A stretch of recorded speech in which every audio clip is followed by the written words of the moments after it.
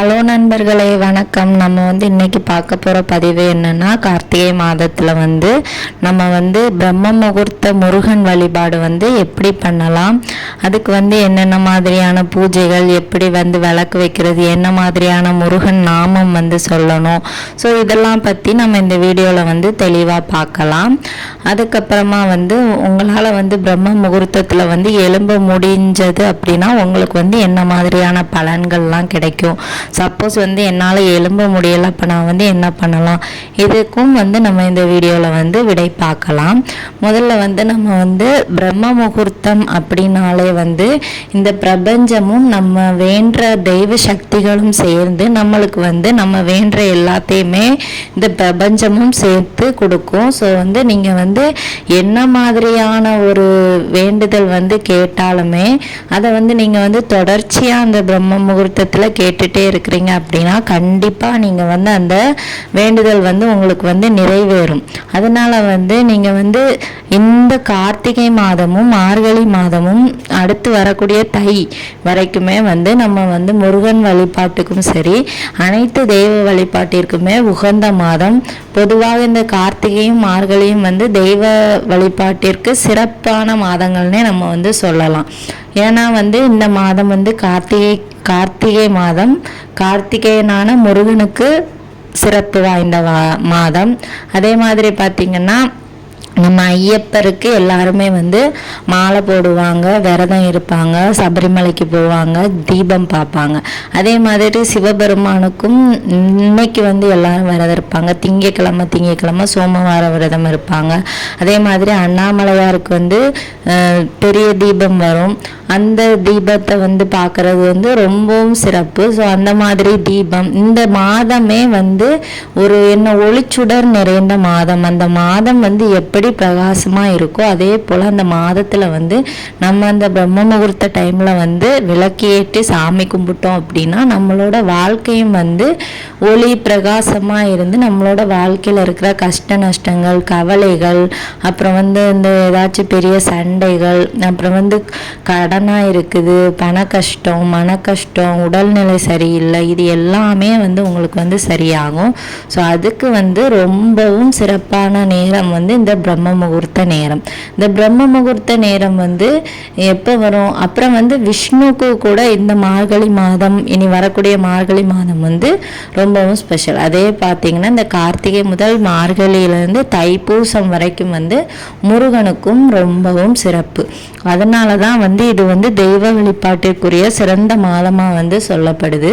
இதுலேயும் நீங்கள் இந்த பிரம்ம முகூர்த்த நேரத்தில் உங்களோட பூஜைகளும் உங்களோட வேண்டுதல்களையும் வச்சிங்க அப்படின்னா கண்டிப்பாக அது உங்களுக்கு கிடைக்கும். இப்போ நீங்கள் முருகரை இஷ்ட தெய்வமாக கும்பிட்றீங்க அப்படின்னா நீங்கள் அவருக்கு இந்த மாதிரியெல்லாம் வழிபாடு பண்ணி பாருங்கள்.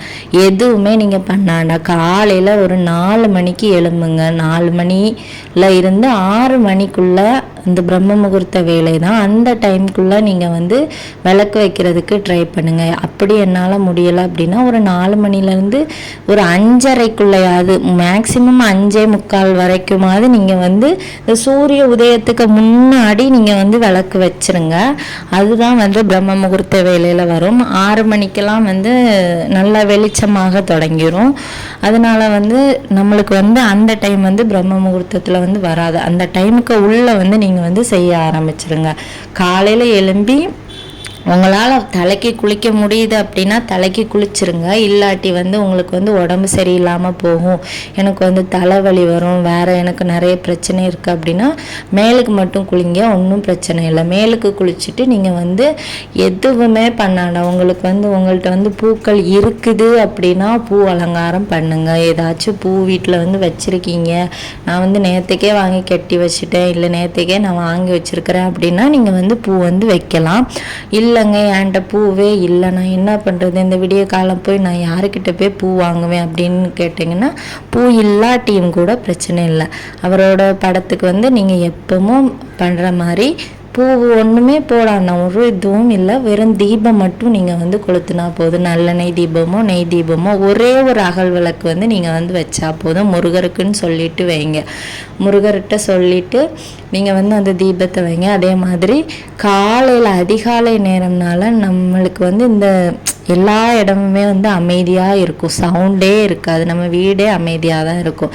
என்ன சத்தம்லாம் கேட்கும் நம்மளுக்கு வந்து இந்த பறவைகள் சத்தம், அப்புறம் வந்து சேவல் கூற சத்தம் கண்டிப்பாக கேட்கும். அப்புறம் வந்து தெருவில் வெளியே ஏதாச்சும் சவுண்டு கேட்டுச்சுன்னா அந்த சவுண்டுகள் கேட்கும். மற்ற மாதிரி எந்த சத்தமுமே நம்மளுக்கு வந்து கேட்காது, அமைதியாக இருக்கும்.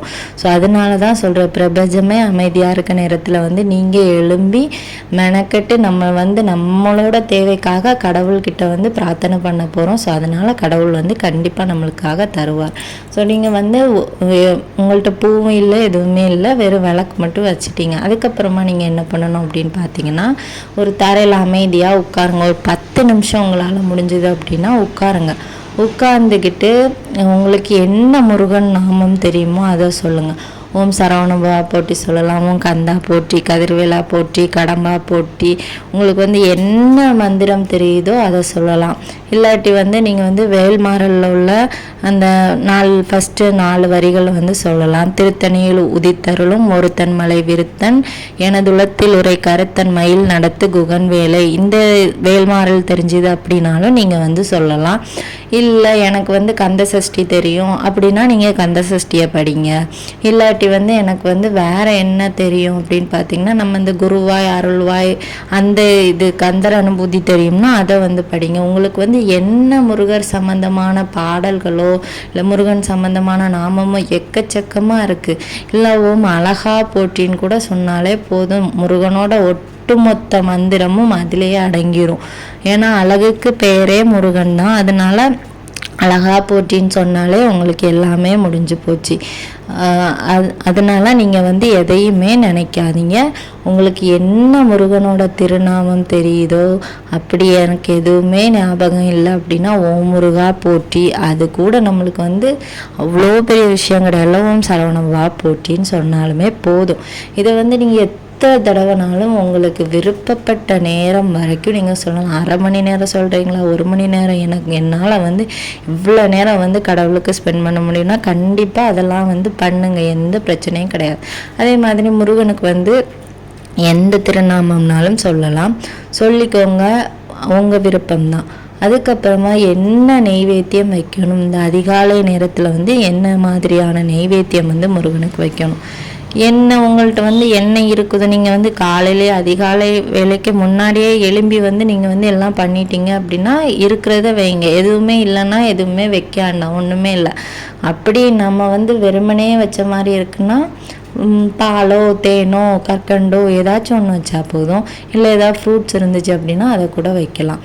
அப்புறம் வந்து நீங்கள் வந்து முக்கியமாக இந்த பிரம்ம முகூர்த்த வேலையில், இந்த கார்த்திகை மாதம் இல்லை எல்லா மாதத்தில் வரக்கூடிய பிரம்ம முகூர்த்த வேலையில் வந்து நீங்கள் பண்ணக்கூடிய ஒரு விஷயம், கண்டிப்பாக திருநீரோ சந்தனமோ குங்குமமோ எது இருக்குதோ அதை வந்து ஓம் முருகா போற்றின்னு சொல்லிட்டு நெற்றியில் வந்து தினமும் நீங்கள் வச்சுட்டு வர உங்களோட கஷ்டங்கள் கவலைகள், நீங்கள் என்ன வேண்டுதல் வைக்கிறீங்களோ அது கண்டிப்பாக நிறைவேறும். உங்களோட வாழ்க்கையில் வந்து ஒரு மாற்றம், பெரிய விதமான மாற்றம் வந்து அது வந்து கொண்டு வரும். நீங்கள் வந்து எப்போ விபூதி வச்சாலுமே ஓம் முருகா போற்றி இல்லை முருகான்னு நினச்சிட்டே வைங்க, உங்களுக்கு கண்டிப்பாக அதோட மாற்றத்தை அந்த முருகனே தருவார். இது வந்து நிதர்சனமான உண்மை, வேணால் வந்து நீங்கள் வந்து செஞ்சு பாருங்கள். அப்புறம் வந்து இந்த பிரம்ம முகூர்த்த வேலையில் எப்படி நான் எழும்புறது அப்படின்னு கேட்டிங்கன்னா, நீங்கள் வந்து இப்போ நைட் தூங்குறவங்களாக இருந்தீங்க அப்படின்னா கண்டிப்பாக உங்களுக்கு வந்து பிரம்ம முகூர்த்தத்தில் எழும்புறது கஷ்டமாக இருக்குது. இப்போ நீங்கள் வந்து 12 o'clock 1 o'clockலாம் தூங்குற ஆளாக இருந்தீங்கன்னா நீங்கள் எப்படி 4 o'clock எழும்புவீங்க? 4 hours தூக்கம் வந்து நம்மளுக்கு வந்து பத்தாது. கண்டிப்பாக நம்ம உடம்பு வந்து சரியில்லாமல் ஆக்கிடும். மேக்ஸிமம் 8 hours வந்து ஒரு மனுஷன் வந்து நல்லா தூங்கியிருக்கணும். ஸோ அதனால் வந்து நீங்கள் வந்து